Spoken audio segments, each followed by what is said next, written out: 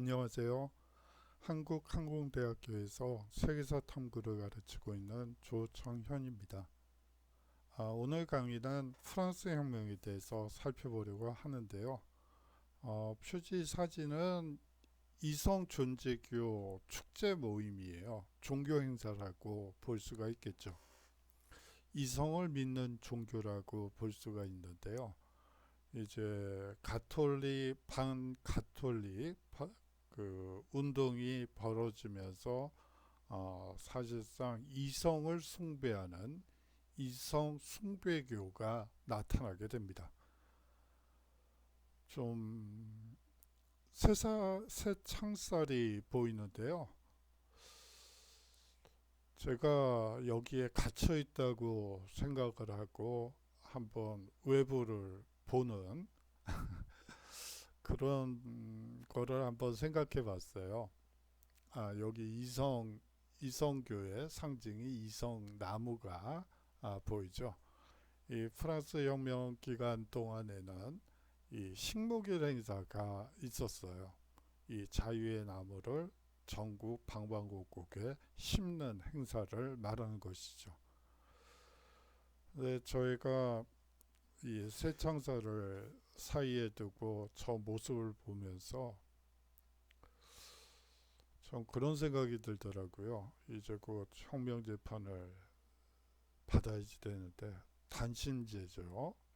뭐 고등법원에 간다든지 대법원에 간다든지 뭐 그런 거 없이 그냥 한 번에 끝나는 재판이에요.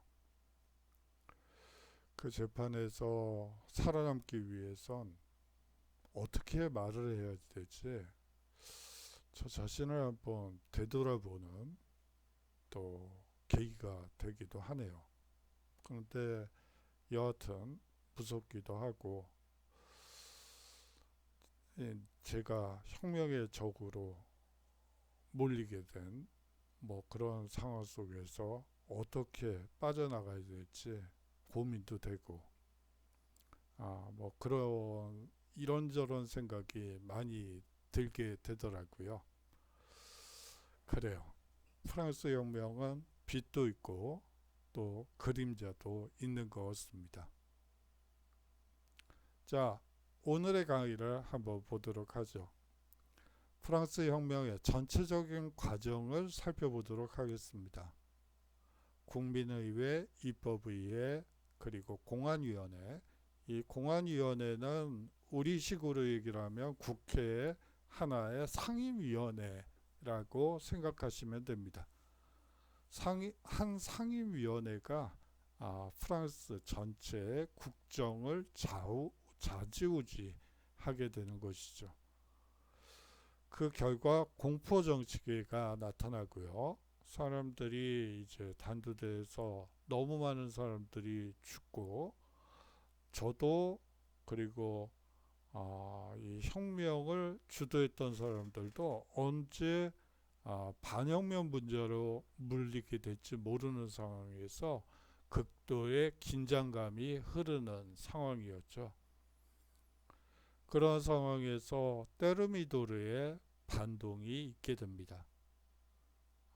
이 테르미도르의 반동 이후 이제 나폴레옹이라는 또 다른 혁명이 낳은 한 젊은이는 아니죠. 한 사람이 영웅이 등장하게 됩니다. 그것이 바로 나폴레옹이죠. 자, 이 프랑스 혁명의 시작부터 얘기를 하는데요. 먼저 그림부터 한번 보는 게 맞을 것 같아요. 이게 제일 신분이고요. 이쪽에 마주하고 있는 사람이 제2신분들입니다. 전부 의자에 앉아 있어요. 그런데 제3신분 대표들은 뒤에 구경하는 관람석 꽂기도 하고요. 거기에서 서 있습니다. 그래요. 이 시기가 바로 신분제 사회라는 것을 잘 드러내는 그림이어서 가지고 왔습니다. 자, 3부의 소집부터 시작을 해야지 되는데요. 저번 시간에 말씀드렸던 이 명사회가 거부당하게 되죠. 이 명사회라는 것은 루이 16세가 재정 위기 상황을 극복하기 위해서 제1신분과 제2신분에게 사실상 면세의 특권을 가지고 있죠. 그들에게 국가 재정 위기 상황이 극복될 때까지만이라는 조건 하에서 기부금을 좀 내달라고 부탁을 하게 됩니다. 그런데 이 명사회에 참석했던 제1신분과 제2신분의 거물급 인사들이 그 안을 받아들이질 않죠.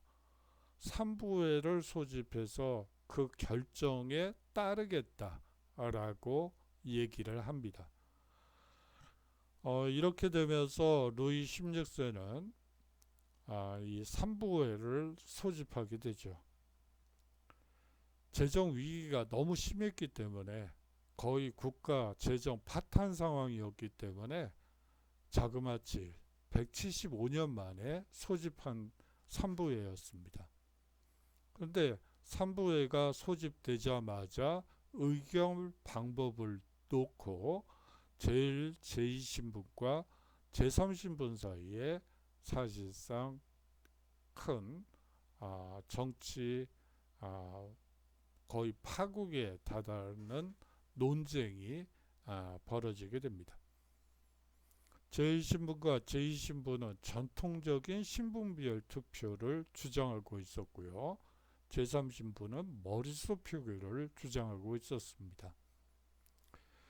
이 전통적인 신분별 투표라는 것은 제1신분 300명, 제2신분 300명, 제3신분 300명 이렇게 각각 그 제2신분은 또 따로 모이고 제2신분 따로 제3신분 따로 모여서 표결을 한 뒤에 그 대표자들 3명이 모여서 최종 결정을 하게 됩니다. 대부분 2대1로 끝나게 되죠. 대부분의 안건은 이제 세금 인상과 관련이 돼 있어요. 사실상 제1신분과 제2신분들은 앞서도 얘기한 바대로 면세의 특권을 누리고 있기 때문에 세금이 오르든 말든 그건 본인들하고 아무 상관이 없죠. 그렇기 때문에 대부분 2대1로 국왕의 안건이 통과되게 됩니다. 그렇기 때문에 제3신분은 머릿수 표결을 주장하게 되었죠. 여러분들은 또 그렇게 물어보실 수도 있을 것 같아요. 그러면 형식적으로 300, 300, 그러면 600에 300이면 뭐 머릿수 표결을 하지 않아 어떻게 해도 이 과세안은 통과되는 거 아닌가요? 하지만 이 1신분과 2신분 사이에서도 계몽사상을 상당히 이 몸속 깊이 받아들인 사람들이 꽤 많았다는 것이 현실이었어요. 그렇기 때문에 사실상 머릿수 표결을 감행하는 경우 제1신분과 제2신분 절반 정도는 충분히 이 제3신분 입장을 존중해 줄 것으로 생각하고 머릿수 표결을 주장하게 되는 것이죠. 자, 이렇게 되면서 제1신분과 제2신분은 3부회를 빠져나옵니다. 뭐 그런 거 필요 없어. 뭐 이렇게 되는 것이죠. 3부회 같은 건 필요 없어. 뭐 이렇게 되는 거예요. 그러다 보니까 이제 테니스 코트의 서약이 1789년 6월에 있게 되는데요. 이 테니스라는 표현은 좀 틀린 말이에요. 지도부 코트의 서약이라고 보는 게 더 맞는데요. 지도본무라는 것은 정구랑 더 가까워요. 여러분들이 정구를 아시나?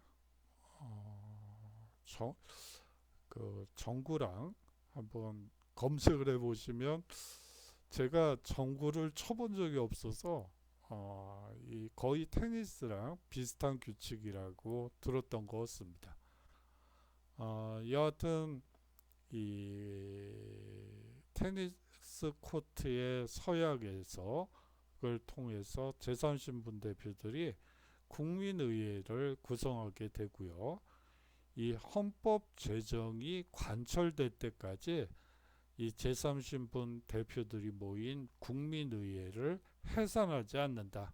어떻게든 지켜낸다는 서약이 바로 이 테니스 코트의 서약이 되겠습니다. 그 다음으로 바스티유 감옥 습격 사건이 벌어지게 됩니다. 이것이 1789년 7월 14일에 벌어졌고요.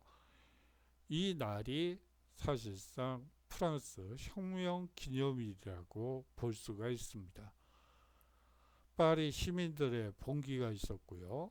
혁명 운동이 전국으로 확산되게 됩니다. 자, 좀 더 구체적으로 바스티유 감옥 습격 사건을 보도록 하겠습니다. 국왕 루이 16세가 베르사유에 군대를 집결시키고 있다는 악성 루머가 공공연하게 파리 시민들 사이에 퍼지고 있었습니다. 나중에 밝혀진 바로는 베르사유에 군대를 집결시키고 있는 건 아니었던 걸로 나와 있어요. 근데 뭐 여하튼 이 국왕 루이 16세가 베르사유에 군대를 집결시켜서 국민의회를 강제 해산시키려 한다는 그러한 악성 루머가 퍼지게 되죠. 파리 시민들은 무력 탄압으로부터 국민의회를 지켜야 한다는 생각에서 구자치위원회를 구성하여 시행정을 장악하고 민병대를 조직하게 됩니다. 민병대를 조직하고 나서 보니까 사실상 무기와 탄약이 없었던 것이죠. 그래서 무장을 위해 무기와 탄약을 찾던 일부 시민이 7월 14일 바스티유 감옥을 습격 점령하게 되는 것이죠. 원래는 이 동쪽에서 쳐들어오는 외적을 막는 요새였으나 이 당시에는 정치범을 수감하는 감옥으로 사용되었고 시민의 눈에는 압제의 상징으로 보였습니다. 바스티유 감옥의 점령은 이 혁명에 개입한 폭력을 뜻하는 동시에 시민의 첫 승리이기도 하지요. 이후 프랑스 전국은 혁명의 도가니로 변해 지방 도시들은 파리를 모방하여 종래의 행정기구 대신 시민계급을 중심으로 자치위원회와 민병들을 조직하고요. 농촌에서도 곳곳에서 농촌 농민봉기가 일어나게 됩니다. 이들이 농촌에서는 특히 농노 문서를 불태우는 것이 이 당시에 매일 신문 기사를 장식하는 것이 어느 지방의 농노들이 농노 문서를 불태웠다. 뭐 이런 내용들입니다.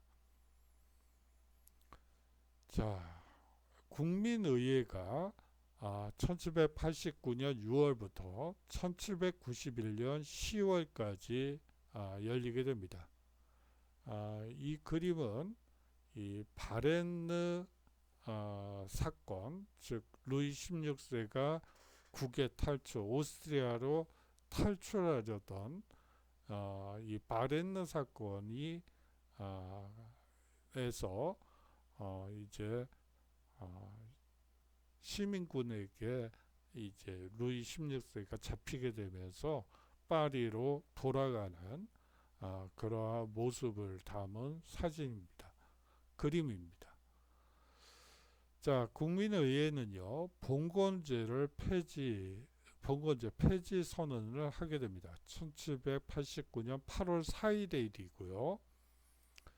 이 봉건제 폐지 선언에 앞서서 사실은 더 중요한 것들이 몇 가지 있습니다.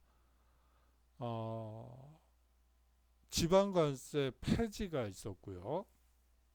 이 앞에 있었던 그 의회 통과된 안건 중엔 이제 지방관세 폐지 그리고 도량형 통일이 있었습니다.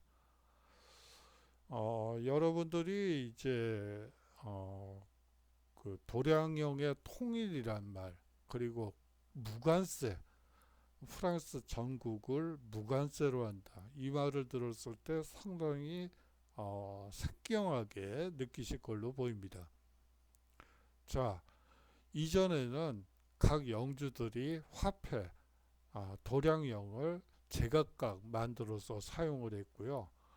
한 지역에서 또 다른 지역으로 넘어갈 경우 관세를 매겼습니다. 그렇기 때문에 100원짜리를 만약에 그 마르세유에서 수입을 했는데 파리까지 가는데 사실상 10,000원이 되는 것이죠.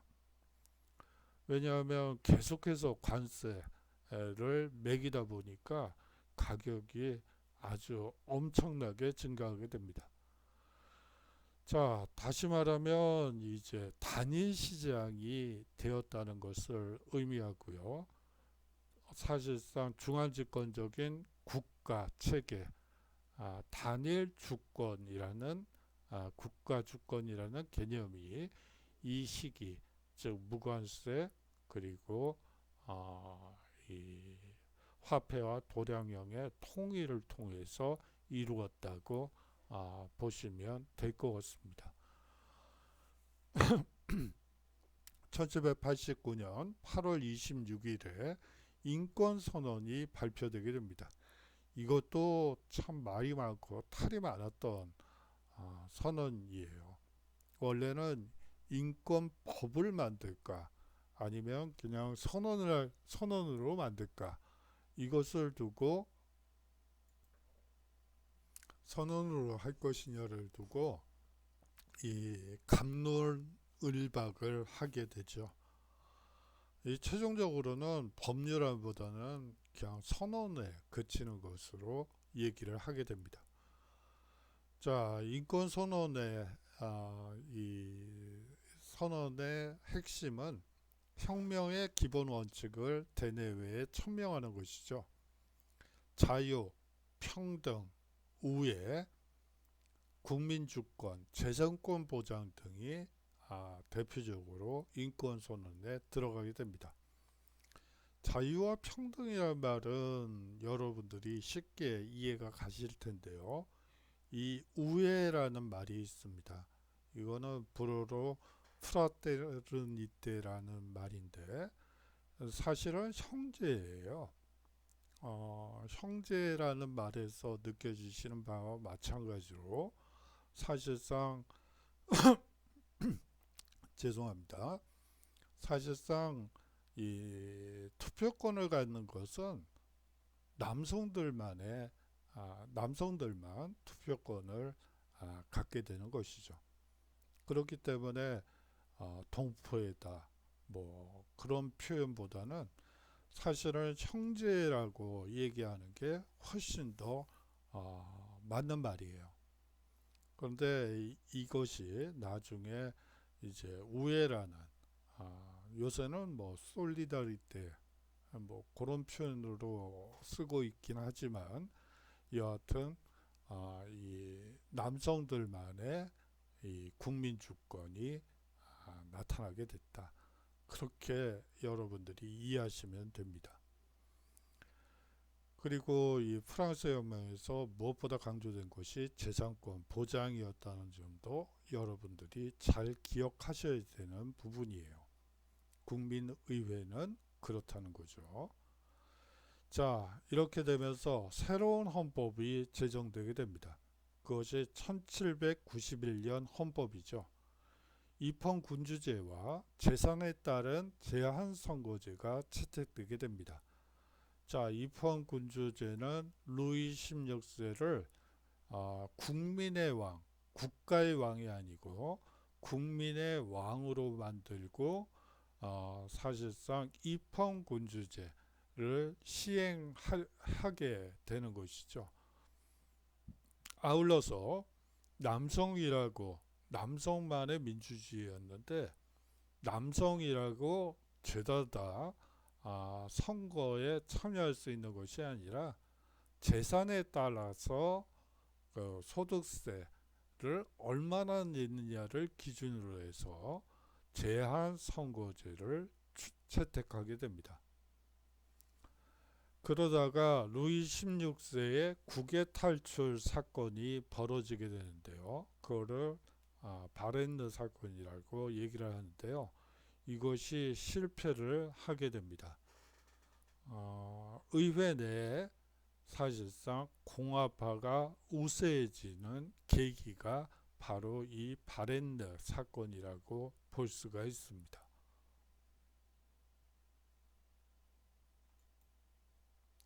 국민의회의 인권선언을 한번 살펴보도록 하죠.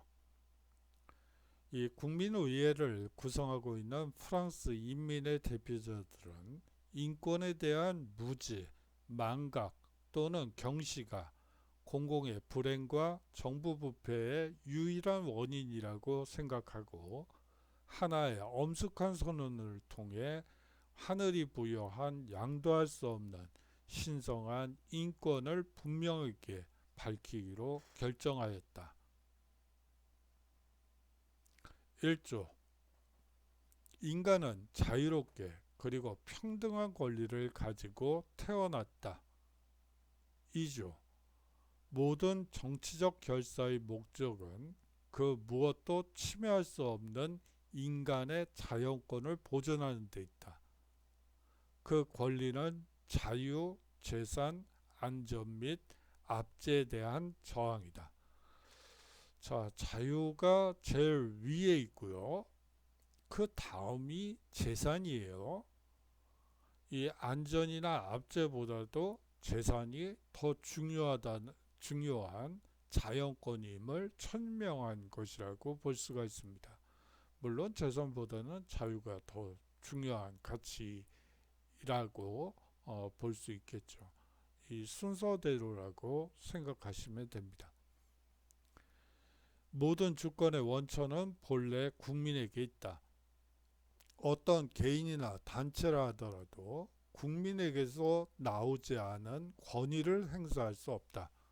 즉 국민의 투표에 의해서 나오지 않는 권위는 권위가 아니라고 본 것이죠. 모든 것이 국회를 중심으로 논의가 이루어지고 투표를 통해서 의원이 된 사람들이 국가 권위를 행사할 수 있는 유일한 세력이라고 주장하는 내용입니다. 6조 법은 일반 의지의 표현이다. 모든 시민은 직접 또는 대표를 통해서 법 제정에 참여할 수 있는 권리를 갖는다. 법의 보호, 법에 의한 처벌에 있어서 만인은 평등해야 한다. 그래요. 만인은 평등해야지 되죠. 그런데 법에 의한 보호까지는 좋았는데 법에 의한 처벌에 있어서도 만인은 평등해야지 된다고 얘기를 했습니다. 단두대가 만들어지는 기요틴이 만들어지는 그 과정에서도 법에 의한 처벌에 있어서 만인은 평등해야 한다는 논리가 그 안에 숨겨져 있어요. 사실상 고통 없이 사람이 단숨에 죽을 수 있는 장치가 바로 기요틴이라고 생각하고 사형에 있어서는 모두가 평등하게 기요틴에서 죽어야 한다고 생각했던 것이죠. 자, 11조의 내용을 보도록 하겠습니다. 사상과 의견의 자유로운 소통은 인간의 가장 귀중한 권리의 하나다. 따라서 모든 시민은 자유롭게 말하고 쓰고 출판할 수 있다. 다만 법에 의해 규정된 경우에 한해서 자유를 남용한 것에 대해서는 책임을 져야 한다. 그래요. 사상, 이 출판, 내 자유만큼 소중한 가치는 없죠. 이게 왜 1조로 안 들어가고 평등하게 태어나야지 되니까 뭐 1조는 뭐 당연히 그게 들어가야 되겠네요. 근데 여하튼 이게 한 2조 정도 들어갔어야 되는데 11조까지 밀렸다는 게 좀 의아하긴 해요. 자, 17조를 보도록 하겠습니다. 이 국민의회의 성격이 가장 잘 드러나는 조항이기 때문이죠. 소유권은 그 무엇도 침해할 수 없는 신성한 권리이므로 공적인 필요성이 명백히 존재하여 그것이 합법적으로 인정되고 또 미리 정당한 보상을 제시한 경우가 아니고는 어느 누구도 그것을 빼앗을 수 없다. 즉, 이 소유권의 불가침성을 얘기하는 것이죠. 자, 그 다음으로 입법의회가 나타나게 됩니다. 참혹한 그림이라서 이거를 전체를 다 보여드릴 필요가 없을 것 같아서 분위기만 느끼라고 이렇게 가지고 왔습니다. 바로 여기에 있는 뜰리리궁 습격 사건이죠. 이제 평민들이 바렌으로 탈주했던 이 루이 16세를 사실상 국가의 적으로 규정하고 이 봉기를 일으켜서 왕권을 정지시키게 됩니다. 자, 입법의회는 1791년 10월부터 1792년 9월까지 열리게 됩니다. 새로운 헌법에 의해 선거를 통해 이 입법의회를 소집하게 되죠. 온건 공화파인 지롱드당이 주도권을 장악하게 됩니다. 그런데 한 가지 변수가 나타나게 됩니다. 즉 혁명전쟁이 발발하게 되죠. 오스트리아와 프로이센이 프랑스를 위협하고 혁명을 반대하는 입장을 피력하게 됩니다. 이에 대해서 입법의회가 오스트리아에 선전포고를 하게 되죠. 1792년 2월의 일입니다. 사실상 전쟁 수행 능력 부족으로 프랑스군의 연전 연패가 계속되고 있었습니다. 뭘 싸워봤어야죠. 지휘관들이. 당시에 이 프랑스의 군 수뇌부들은 대부분 귀족들이 차지하고 있었죠. 신분제 사회였으니까. 그러다 보니까 군 수뇌부들이 오스트리아나 프로이센으로 대거 망명을 하게 됩니다. 그러다 보니까 이제 민병대 수준의 그러한 군대가 이 오스트리아 프로이센의 정규군을 상대로 해서 연전 연패를 하는 것은 어떻게 보면 당연한 일이죠. 뭘 알아야지 전술을 피고 전략을 필 거 아니에요? 그냥 아무것도 모르는 그냥 막아야지 된다. 몸으로 막아야지.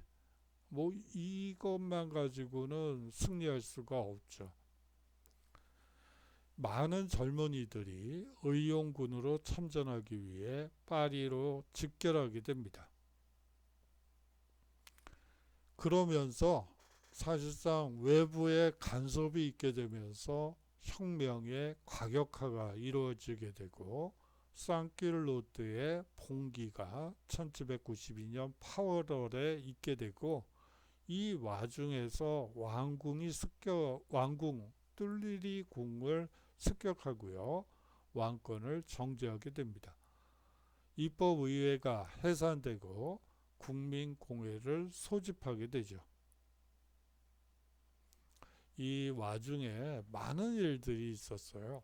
사실은 한 가지 예를 들면 철호장 사건이 벌어지게 되죠. 뜰리리 궁에 유폐되어 있던 이 루이 16세는 사실은 손재주가 상당히 좋았던 걸로 알려져 있어요. 뭐 자물쇠를 만든다든지 뭐 여하튼 그러한 작업을 좋아하는데요. 손재주가 좋은 분인데 이 사람이 이제 유폐된 곳에 이 캐비넷 속에서 사실상 이 자물쇠로 잠겨 있는 어떻게 보면 이 캐비넷, 작은 캐비넷이 발견되게 됩니다. 그것이 발견된 뒤에 거기에 안에를 보니까 사실상 이제 국왕과 이제 반혁명 분자들이 나눈 이제 문서들이, 편지들이 아주 차곡차곡 쌓여 있었던 거예요. 이제 나중에 보니까 그것이 전부 가짜 문서들이라는 게 드러나긴 하는데요. 여하튼 그 와중에 이제 산킬로떼의 봉기가 있고 어떻게 국왕이라는 자가 혁명의 적들과 이 편지를 주고받고 뭐 그랬느냐, 그러면서 이제 왕을 습격하고 왕권을 정지시키게 됩니다. 그래요. 혁명이 과격화되면 사실상 감정적이 되죠. 사람들이 이성적이라기보다는 감정적이 되면서 사실상 뭘 판단하는 것보다는, 판단해서 뭘 결정하는 것보다는 분위기에 휩쓸려가는 확률이 높아지죠. 그렇게 되면서 혁명은 과격화됩니다. 이 지롱드파와 자코벤파에 대해서 살펴보겠는데요. 이거는 지롱드파 의원들이 이 경찰이 와서 경찰과 검사가 와서 이제 감옥으로 모시고 가는, 데리고 가는 그런 장면이고요. 이 사람들은 이제 지롱드파들은 이제 단두대가 만들어지면서 대부분 목이 없어져요. 그 과정에서 인민의 적이다, 혁명의 적이다, 그렇게 되면서 끌려가는 모습이 사파가 있어서 한번 가지고 왔습니다. 지롱드파는 사실상 온건파라고 볼 수가 있는데요. 부유한 상공업자와 분홍의 기반을 둔 세력으로 온화한 의회주의를 추종하는 사람들이었습니다. 소유권과 재산권을 옹호하고요. 통제 경제에 극도로 반대했습니다. 연방주의를 제창하고요. 지방자치를 허용할 것을 주장하게 되죠. 이 보르주아 본의의 정책과 현상 유지를 주장하게 됩니다. 거기에 비해서 자코벤파는요, 흔히들 산화파 그리고 혹은 급진파라고 하는데, 이 의회가 있으면요, 이 상부에 있기, 출입문 쪽에 있기 때문에 산화파라고 불리게 된 거예요. 여하튼 소시민층과 산킬로떼에 기반을 둔 정치 세력이 바로 자코벤파라고 볼 수가 있습니다. 파리를 중심으로 강력한 중앙집권을 주장하게 되고요. 덕을 이 공화정에 중추로 하고 근로에 의하여 공사 모두 충실한 생활을 하는 소농민이나 소생산자층의 국가를 수립하는 것을 이상으로 여기고 있었습니다. 자, 여기에 그래요. 지롱드파는 소유권과 재산권, 그리고 통제경제 변대, 다시 말하면 자유경제 체제를 얘기하는 것이고요. 연방주의, 지방자치를 얘기하고 있습니다. 이게 정상적인 상황이었으면 지롱두파가 사실상 국회의원 수도 많았고 그렇기 때문에 체제가 유지됐었을 텐데요. 이 당시는 앞서 얘기한 바대로 이 혁명전쟁이 발발했던 때죠. 오스트리아와 프로이센이 프랑스를 위협하고 또 연패를 당하는 그런 상황이었습니다. 그렇기 때문에 사실상 이 중한 집권을 강조하고 있던 자코뱅파가 승리할 수밖에 없는 그런 구조였죠. 그리고 이 자유경제가 아니고 당연히 통제경제 정책을 시행하게 됩니다. 예를 들어 분유값이 너무 많이 오르면 분유값을 내려라. 그냥 다 내리라는 거예요. 그러다 보니까 이제 이 공안위원회 공포정치가 이루어질 당시에는 이 저질 분유들 아주 문제가 심각했어요.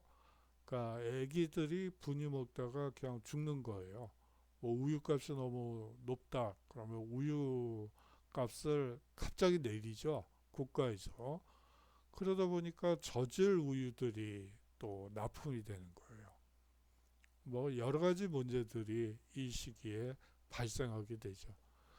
그렇게 되면서 이제 저질 분유, 저질 그런 것들을 만들던 사람들 어떻게 보면 수지가 맞지 않아서 어쩔 수 없이 그렇게 만들 수밖에 없는 구조가 됐는데 그걸 정상적인 방식으로 만들면 사실상 빚지고 사실상 파산하라는 얘기랑 똑같은 얘기예요. 사실상 그런 여러 가지 문제들이 발생하게 되죠. 이 국가가 경제를 통제한다는 것은 어떻게 보면 왜곡시키는 거라고 이 경제 활동을 왜곡시켜서 특정한 분야에만 집중적으로 개발이 되는 그런 구조가 되죠. 제가 경제학을 잘 몰라서 잘 설명을 못 드리네요. 죄송합니다. 자, 상킬로트가 이제 혁명의 전면에 대두하게 됩니다. 상킬로트를 상징하는 것은 이 긴 바지죠. 통바지라고 볼 수가 있습니다. 여러분들 저번 주에 찰스 1세나 루이 14세의 사진을 보시면 반바지에다 스타킹을 신고 하이힐을 신은 그러한 낯선 남자들이 구강이로 그려져 있죠. 그래요. 원래 스타킹이나 이 반바지는 이 귀족과 상류층의 전유물이었다고 볼 수가 있습니다. 이 상킬로트는 사실상 낄로트가 없는 사람들, 낄로트를 착용하지 못하는 사람들이라고 볼 수가 있습니다. 이 귀족과 상류계층은 허벅지에 밀착되는 반바지와 스타킹을 신고 있었죠. 거기에 비해서 서민들은요, 넓은 긴 통바지를 입고요, 낄로트도 입지 못하는 하찮은 사람들로 여겨졌습니다. 상킬로트는 프랑스 혁명 기간 중 여러 민주운동을 전개하게 되죠. 바스티유 감옥 습격 사건, 베르사유 행진, 1792년 8월 10일의 민중봉기 등에서 주역을 담당하게 됩니다. 이후 자코뱅파의 세력 기반이 되죠. 이 바지를 착용하고 있는 이 사실상 현대 복장과 거의 유사하다고 볼 수가 있죠. 자, 국민공의가 1792년 9월부터 1795년 12월까지 프랑스 전국을 담당하게 됩니다. 이 그림은요, 루이 16세를 단두대에서 처형한 이후에 이 머리를 들어서 죽었음을 보여주는 그런 사진이에요. 뭐 여하튼 이 국민공회를 통해 공화정이 선언되게 됩니다. 이제 왕정은 폐지되고요. 과격파인 자코뱅의 주도로 루이 16세는 처형되게 됩니다. 철옷장 사건에서도 나타난 바와 마찬가지로 사실상 이 자코뱅이 주도에서 루이 16세를 처형하게 되는데요. 저번 시간에 말씀을 드렸는지 안 드렸는지 모르겠는데 그 로베스피에르라는 사람이 있습니다. 이 사람은 프랑스에서 명문고등학교라고 할 수 있는 루이 르그랑이라는 고등학교를 수석 졸업을 해요. 이 수석 졸업할 때 이제 상장을 주는데요. 이 상장을 준 사람이 바로 이 루이 16세였어요. 그렇기 때문에 상당히 그 사실을 영광이라고 생각하고 있었던 꿈 많은 청년이 바로 이 로베스피에르였죠. 그런데 이제 인연이 이렇게 끝나게 될 줄은 아마 로베스피에르 자신도 그렇게 뭐 기쁘게 생각하지는 않았을 걸로 보여요. 여하튼 이 새로운 헌법이 제정되게 되는데요. 1793년 헌법이 제정되게 됩니다. 공화제와 보통선거에 입각한 철저한 민주주의 헌법이라고 볼 수가 있습니다. 그래요. 뭐 민주주의란 말까지는 안 되죠. 사실은 여성 참정권은 뭐 어차피 여기서도 해당 사항이 없는 얘기예요. 그냥 남자들만의 민주주의 헌법이라고 볼 수가 있죠. 그게 민주주의인지는 잘 모르겠고요. 여하튼 그렇습니다. 수업 시간에 초반부에 했었던 것 같은데요. 1950년부터 이제 프랑스는 사실상 여성이 참정권을 획득하게 되죠. 싸워서 쟁취하게 됩니다. 뭐 그 전에 뭐 그 임시정부 시절에는 프랑스가 이제 독일로부터 나치로부터 해방되고 나서 한 2, 3년간 이제 임시정부 체제가 나타나게 되는데 거기서 내각에 들었던 그 장관들이 여성 장관들이 한 둘셋 있었어요.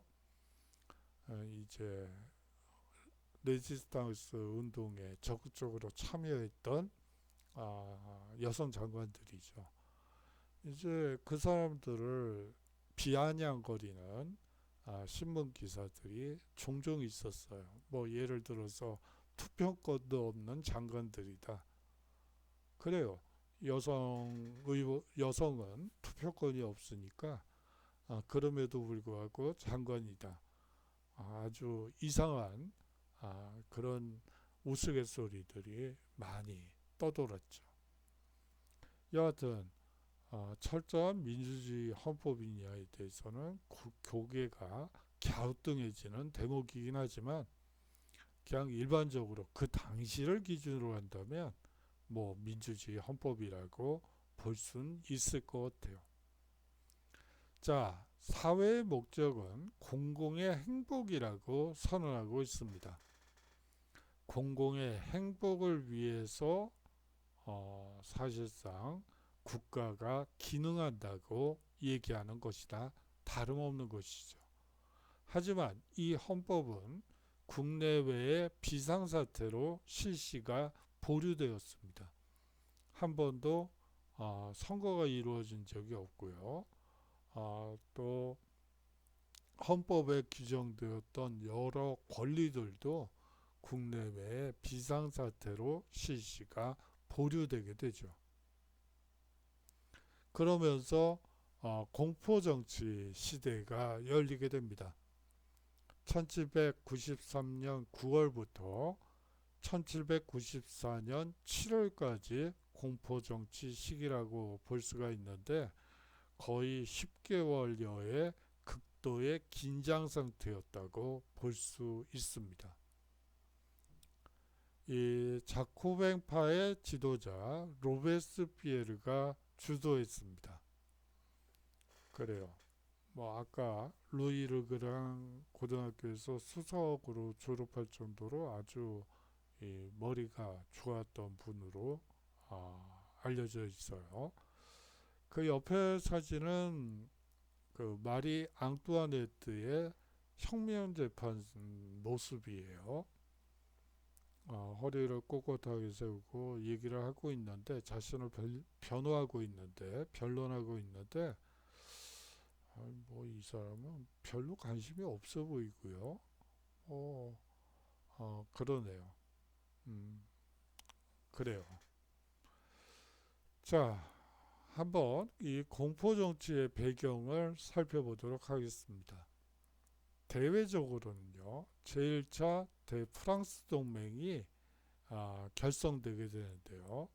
그 나라들을 한번 보시면 영국, 오스트리아, 프로이센, 러시아, 어떻게 보면 유럽 열강이 죄다 모든 힘을 모아서 이 프랑스 혁명을 이 해산시키기 위해서 침입을 했다고 볼 수가 있습니다. 그런데 초반 전투에서 패전을 하게 되죠. 아울러서 대내적으로는요, 왕당파와 지론드파의 내란과 반혁명 음모가 계속되고요. 도시의 식량 위기가 계속됩니다. 이 왕당파와 지론드파의 내란과 반혁명 음모라는 표현이 계속 이제 나와요. 그리고 이들은 계속 단두대에서 목이 하나하나씩 떨어지고 있는 것이죠. 과연 내란과 반혁명 음모가 있었는지에 대해서도 상당히 조심스러워요. 오히려 그 극자 운동이 많았죠. 이 시기는. 그럼에도 불구하고 이 왕당파와 지론드파의 이 내란과 반혁명 음모가 계속해서 밝혀지면서 이 공포정치를 시행해야지 된다는 주장으로 나가게 되고 이 공안위원회가 구성이 되고 혁명재판소가 설치되게 됩니다. 이 반혁명 용의자 15,000여 명이 단두대에서 즉결 처형당하게 되죠. 테르미도르의 반동이 1794년 7월 27일 이루어지게 됩니다.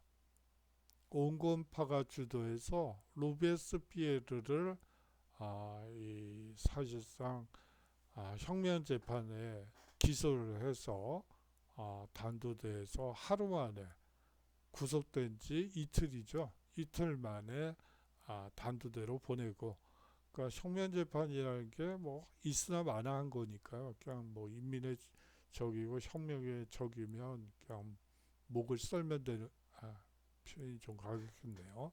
목을 자르면 되니까 처형당하게 됩니다. 사실상 공포정치가 종결되게 되는 것이죠. 이 온건파들은 사실은 본인들이 언제 혁명재판소에 불려가서 반혁명 용의자로 본인들의 목이 떨어질지 모르는 극도의 긴장 상태에서 이런 로베스피에르의 처형을 단행하게 된 것이 아닌가라는 게 요새 얘기되는 부분입니다. 자, 로베스피에르와 총재정부를 살펴보는데 이 총재정부는 사실상 5명의 통령들이 이 다스리는 나라라고 볼 수가 있어요. 한 사람이 나라를 다스려도 의견을 하나로 모아서 국론을 하나로 모아서 통치하기가 어려운데 5명의 대통령, 5명의 임금이 한 나라를 다스린다는 게 글쎄요, 그게 가능한 일인지 그리고 의견을 통일시킨다는 것이 그렇게 쉽지가 않았겠죠. 결국은 그러한 리더십의 부재에서 결국 나폴레옹이 등장하는 하나의 시발점이 이 총재정부라고 볼 수가 있습니다. 이 로베스피에르의 이상을 한번 보도록 하죠. 도시나 농촌에서 자기 능력에 따라 일하며 독립적인 생활을 영위하는 사람들이 주권을 행사하며 자유롭게 지나친 부나 빈곤 없이 평등하게 생활할 수 있는 덕의 공화국을 생각하고 있었습니다.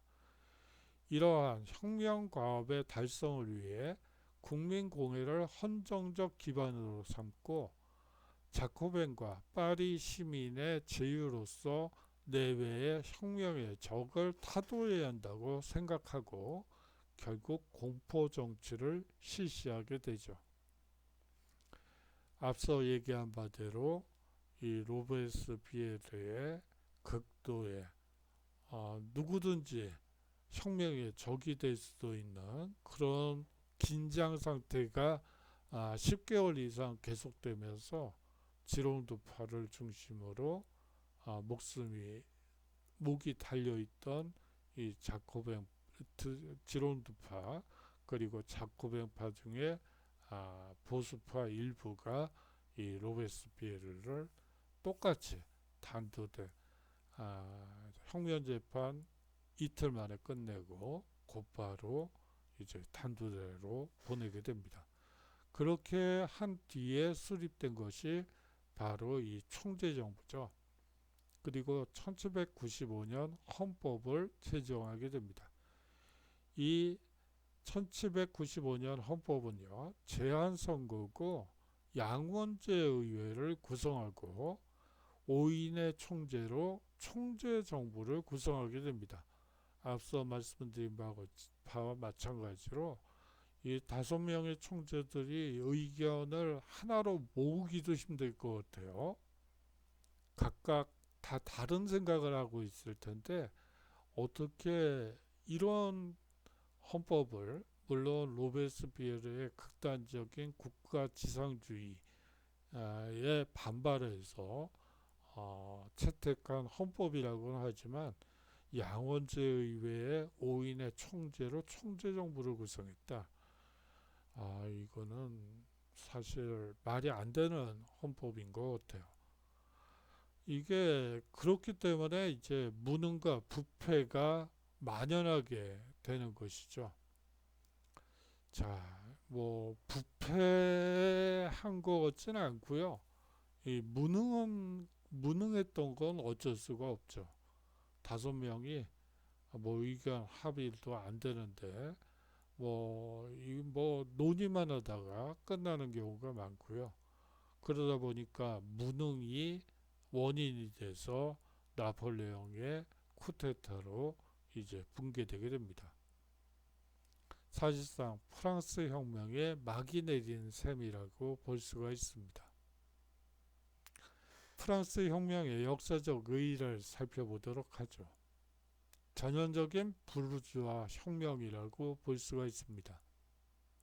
정치적으로는 전제적인 절대왕정을 타도하고 부르주아 계급이 권력을 장악하게 되었던 것이죠. 경제적으로는 봉건적인 잔재를 제거함으로써 이 자본주의가 보다 순조롭게 발전할 수 있게 됩니다. 아까 말씀드렸다시피 무관세 그리고 도량형의 통일과 화폐의 통일, 이것이 사실상 자본주의가 보다 순조롭게 발전할 수 있게 되는 계기가 됩니다. 한 가지 여기다 추가를 하나만 할게요. 이 아시냐 화폐라는 게 있습니다. 이 사실상 프랑스 혁명의 이 국민의회 초기에 이 프랑스 혁명이 일어나는 시발점이 결국 국가재정 위기라고 말씀을 드렸죠. 그러면 국가재정을 그 위기를 극복하기 위해서는 재원이 필요하겠죠. 그 재원으로서 사실상 교회를 국교화시켜 버립니다. 그렇게 되면서 교회 재산 그리고 수도원 재산을 국가가 가지게 됐죠. 그것을 담보로 해서 아시냐 지폐를 만들어내고 그것을 통해서 재정 위기를 극복하게 되는 것이죠. 어떻게 보면 가장 중요한 얘기이기도 한데 제가 뒤에서 말씀을 드렸네요. 다음으로 사회적으로는 구제도의 신분적, 법적 불평등과 특권을 타파하고 귀족 계급에 대하여 부르주아 계급이 승리함으로써 자유롭고 평등한 근대 시민사회의 발전이 가능해지게 되죠. 자유, 평등, 형제의 이념을 제시하여 근대 시민사회 성립에 기여하게 됩니다.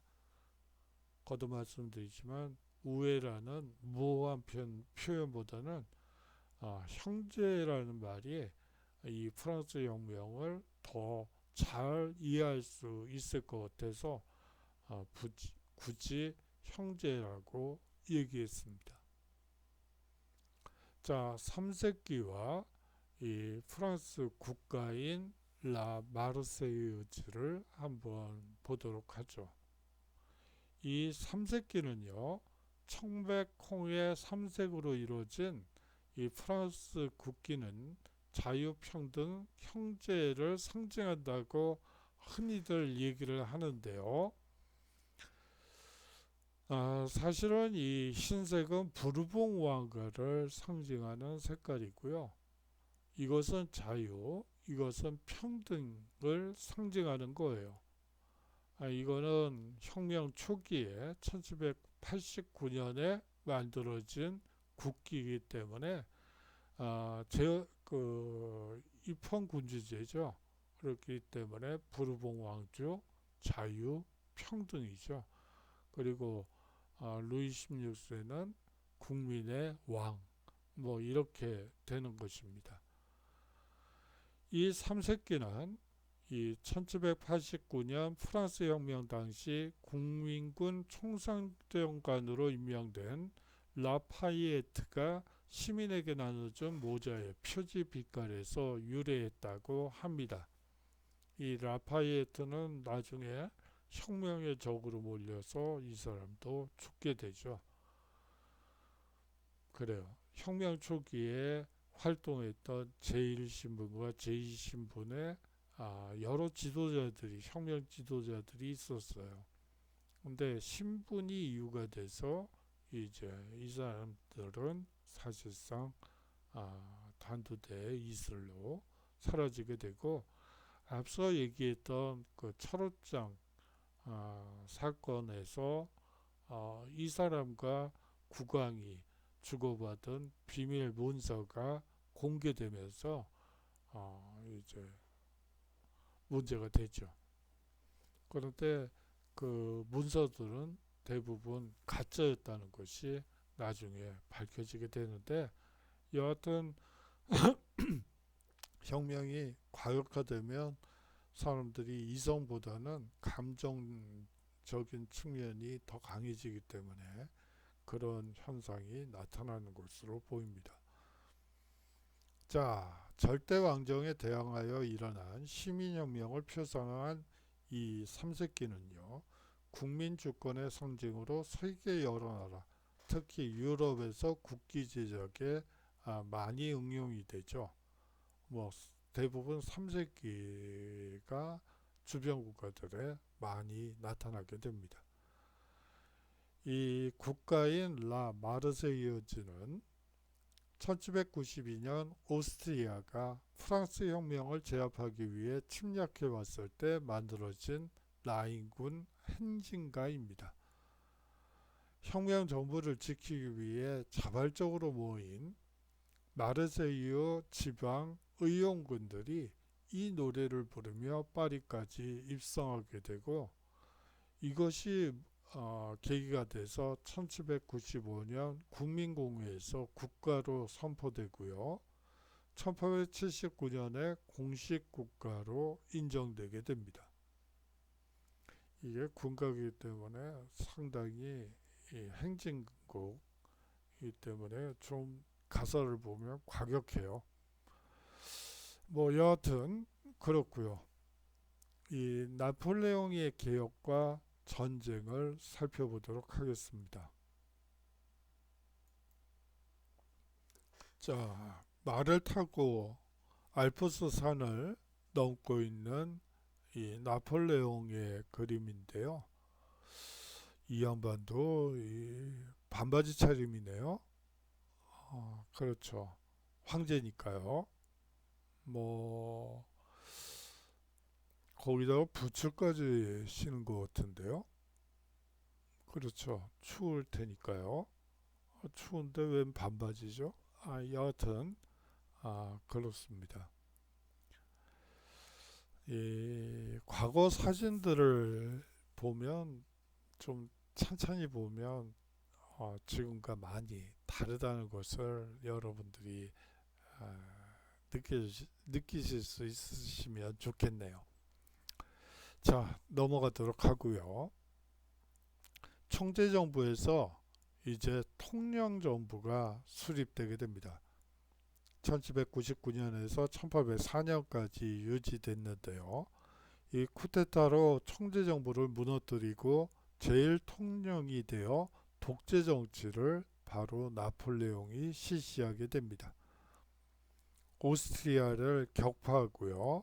영국과 아미행 조약을 체결해서 제2차 대프랑스 동맹을 와해시키죠. 죄송합니다. 개혁 정치도 나름 펼치게 되는데요. 이 나폴레옹 법전을 편찬하고요. 법 앞에 국민의 평등을 보장하게 됩니다. 아울러서 국내 산업을 보호하고요. 능력에 따른 기회를 보장하기 위해 국민교육제도를 정비하게 됩니다. 본인 자신도 사실상 코르시카 섬의 평민에서 시작을 해서 프랑스 최고 지도자까지 오르게 되죠. 사람들은 이제 나폴레옹처럼 본인이 열심히 무엇을 하면 성취를 얻을 수 있다는 생각을 가지게 됩니다. 그렇게 되면서 이제 교육 제도를 정비함으로써 사람들이 교육을 통해서 사실상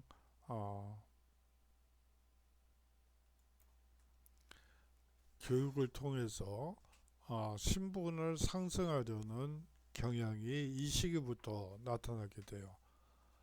이제 능력에 따른 성공, 이러한 의식들이 이 나폴레옹이 시대를 상징하는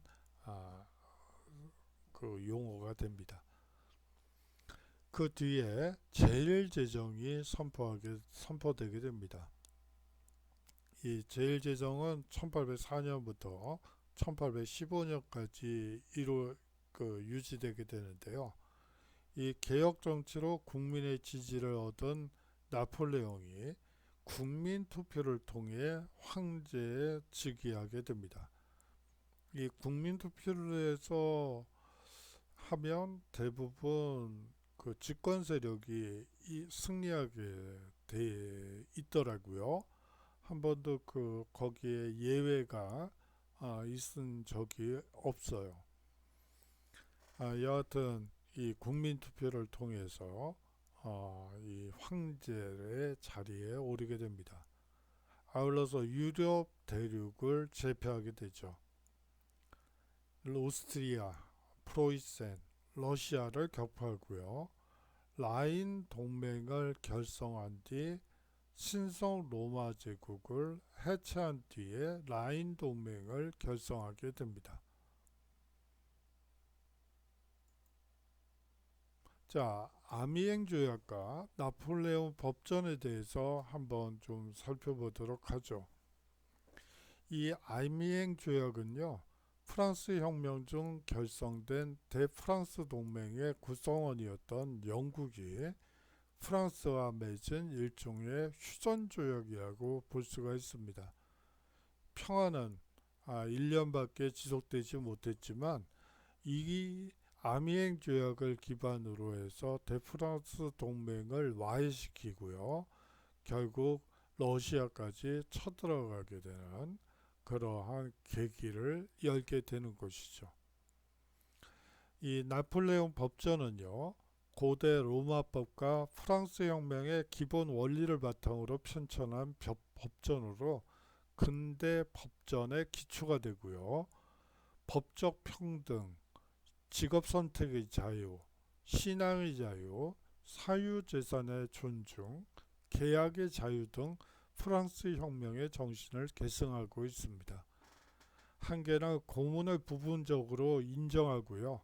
개인의 권리보다 국가의 이익을 우선시하는 헌법 법전 조항도 있습니다. 사실은 나폴레옹 민법을 보면 여러분들이 황당한 내용들이 많아요. 이 나폴레옹 법전 민법 조항은 1960년대까지 지속이 되는데요. 없어진 지 얼마 안 됐죠. 제1조가 가족법 제1조가 남자는 하늘이다. 뭐가 생각나세요? 무슨 조선시대 분위기죠? 그래요. 이 나폴레옹 민법전에 이 가족법을 보면 이 아주 가부장적인 냄새가 아주 풀풀 나요. 그 법이 1960년대까지 존속하고 있다는 것도 아주 좀 놀라운 일이죠. 그래요. 이제 나폴레옹의 몰락을 보도록 하겠습니다. 모스크바까지는 잘 갔죠. 그리고 쉽게 모스크바까지 점령해 들어갔습니다. 그런데 이제 러시아 국왕이 와서 항복문서에 조인을 쉽게 할 거라고 생각을 했었는데 이 러시아는 계속해서 청야 작전, 들판을 불태우고 추위가 올 때까지 기다리면서 힘을 아껴두고 계속 후퇴하는 전략과 전술을 썼을 뿐이죠. 이 청야 작전과 관련해선 우리나라도 아주 제법 많이 썼던 전술 중에 하나죠. 고구려라든지 신라라든지 그리고 고려 시대까지도 아주 유효적절하게 썼던 전략 전술 중에 하나가 이 청야 작전이죠. 러시아가 거기서 우리나라에서 배웠는지는 잘 모르겠습니다만 여하튼 청야 작전과 관련해서 우리나라가 상당히 오랜 전통을 가지고 있다고 볼 수가 있습니다.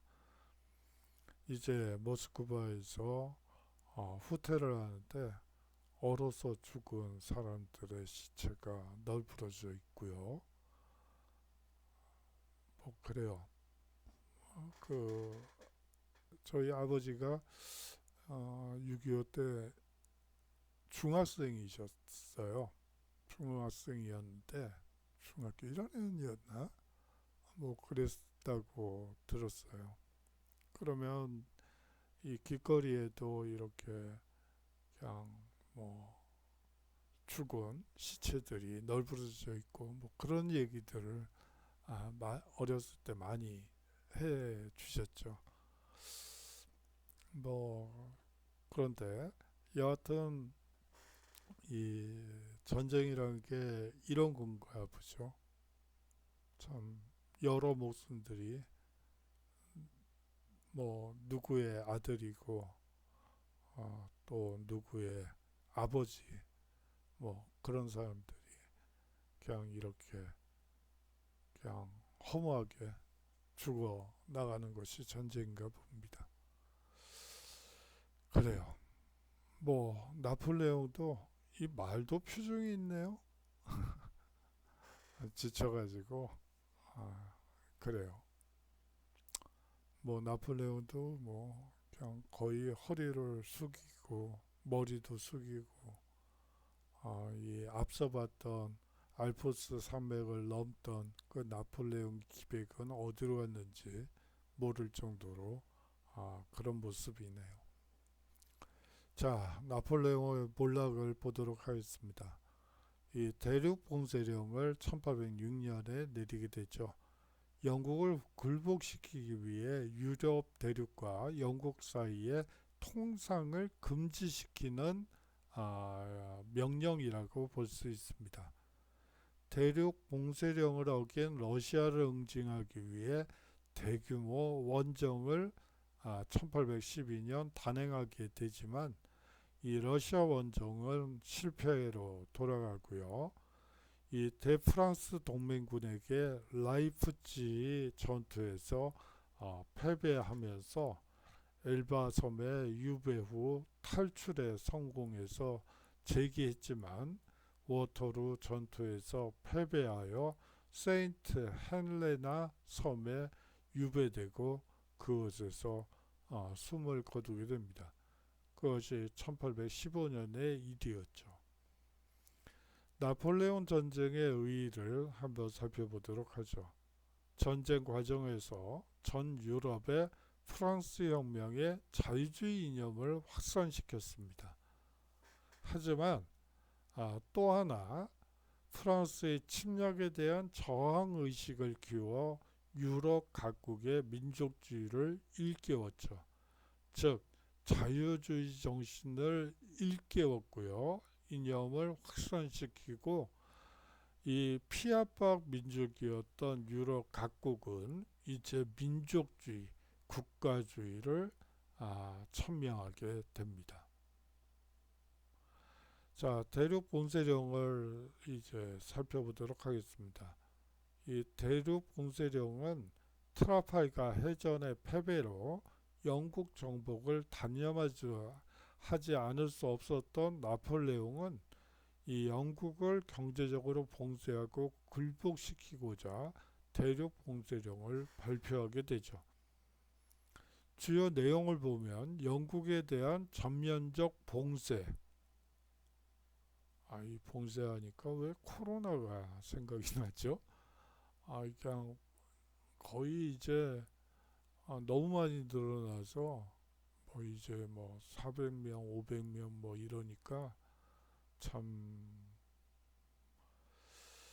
뭐 전면적 봉쇄란 말이 나올까봐 상당히 두려워지는데요.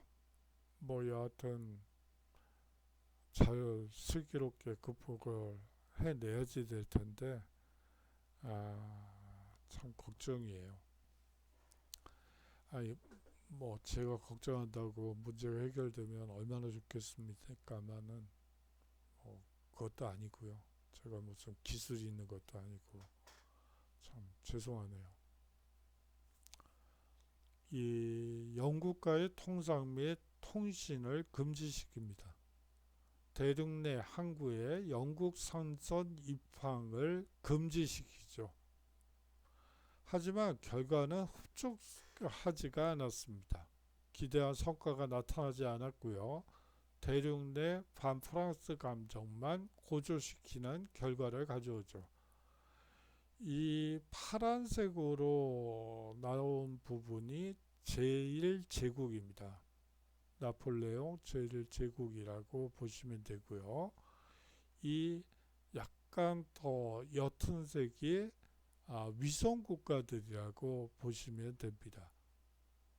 그 나머지 부분은요, 사실상 이 어떻게 보면 주권은 가지고 있지만 이 나폴레옹의 명령에 따를 수밖에 없는 이 대륙 봉쇄령에 따를 수밖에 없는 그 밖의 국가들, 이렇게 이해하시면 될 것 같습니다.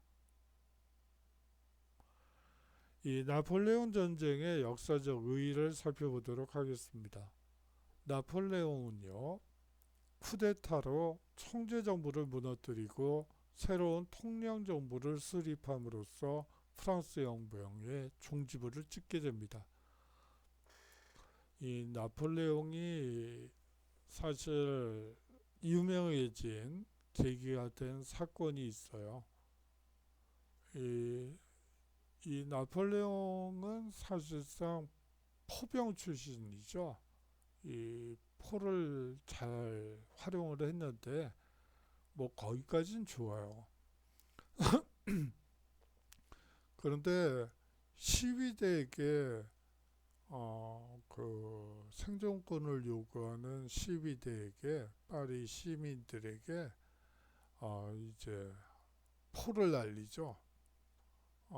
그렇게 되면서 사실상 총재정부에서 이 나폴레옹을 발탁을 해서 장군 자리까지 올려주는, 어떻게 보면 쿠르시카의 어떻게 보면 그냥 별 볼 일 없는 한 젊은이, 그냥 군 수뇌부의 말단에 있던 사람을 장군 직위까지 올리고 뭐 그렇게 됐죠.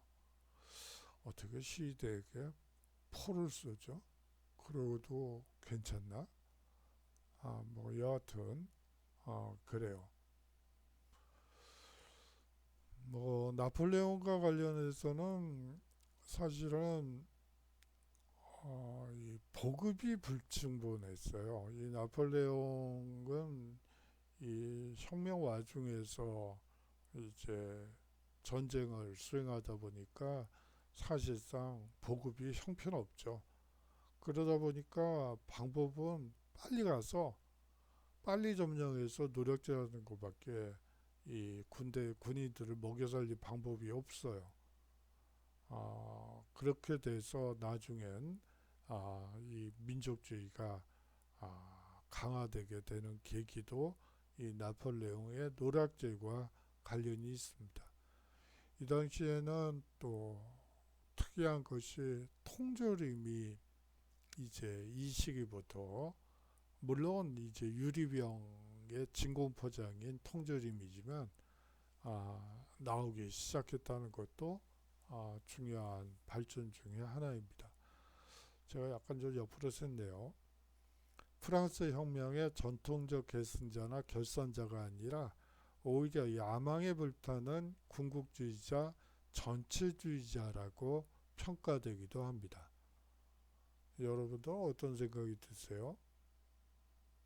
혁명기에 혼란을 수습하고 그 성과를 시민과 자영 농민에게 유리하게 확정짓고 프랑스 국민에게 위대한 국민의 영광을 맛보게 한 사람이 나폴레옹이다 라는 평가까지, 이렇게 세 가지 평가가 있는데요.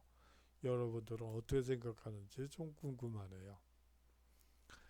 자, 그가 유럽을 제패할 수 있었던 것은 혁명기에 고조된 프랑스의 민족주의와 애국열에 불타는 시민으로 구성된 새로운 국민적 군대의 힘이 큽니다.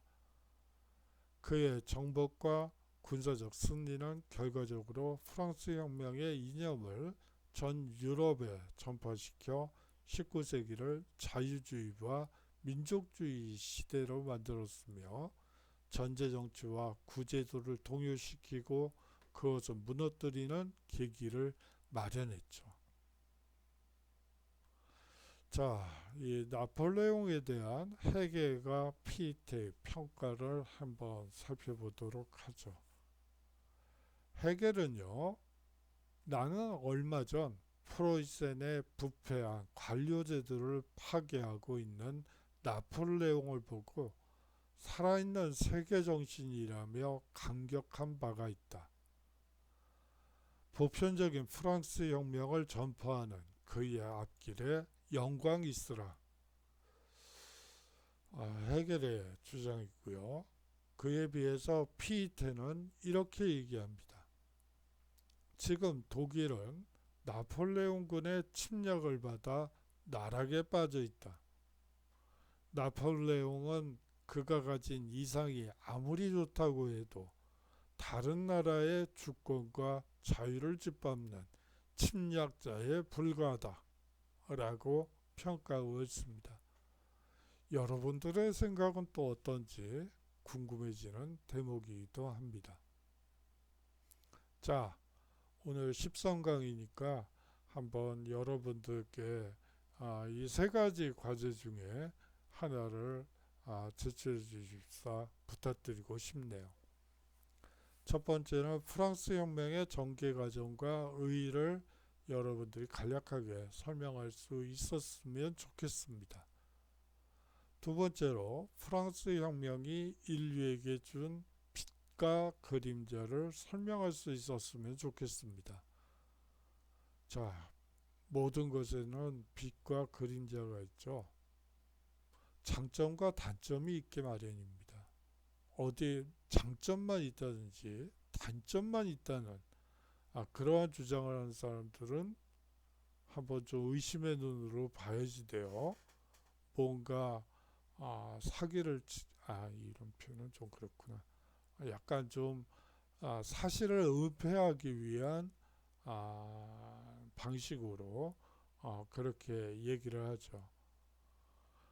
빛은 빛대로, 그림자는 그림자대로 보았을 때 앞으로 우리가 삶을 살아가는데, 그리고 삶을 살아가는데 그림자를 반복하지 않는, 그리고 앞으로 우리가 세상이 또 어떻게 변할지도 잘 모르겠어요.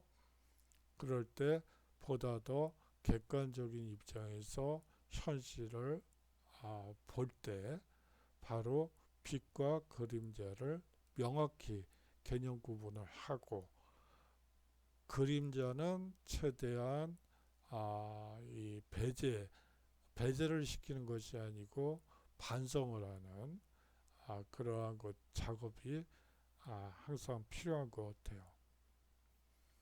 자, 세 번째는요. 프랑스 혁명이 인류에게 준 선물은 자유주의와 국가주의라고 할 수 있습니다. 제가 여기서 국가주의라고 얘기를 하는 것은 이 내셔널리즘에 대한 이 나시오널리즘, 이 독일어권에서는 나시오널리즘, 프랑스권에서는 나시오널리즘, 영어권에서는 내셔널리즘 이렇게 돼 있는데, 이거를 민족주의로 볼 것이냐 국가주의로 볼 것이냐 국민주의로 볼 것이냐를 가지고 그냥 계속 논쟁 중이에요. 현재까지도.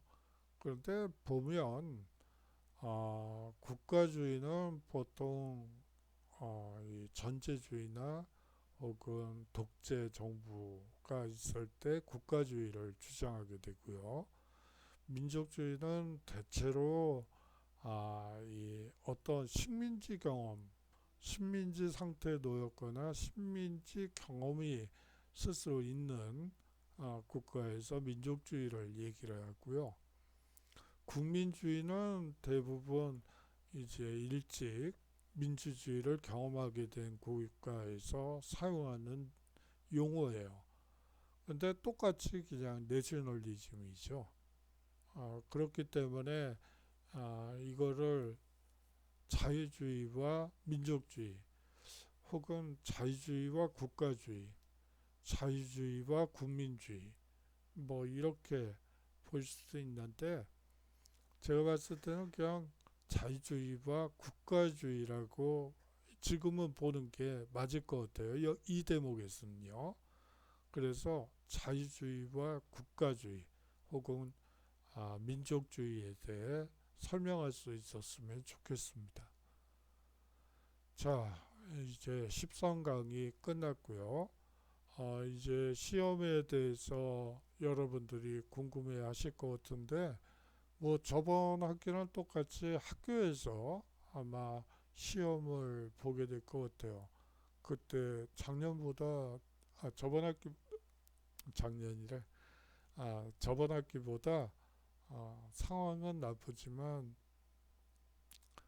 뭐, 한번 시험을 아마 학교에서 보게 될 것 같아요. 만약에 상황이 변화된다면 뭐 공지사항으로 여러분들께 올려드리도록 하겠습니다. 자, 장시간 동안 수업 들어주시느라고 수고 많았고요. 다음 주에 건강한 모습으로 서로 인사했으면 좋겠네요. 안녕히 계십시오.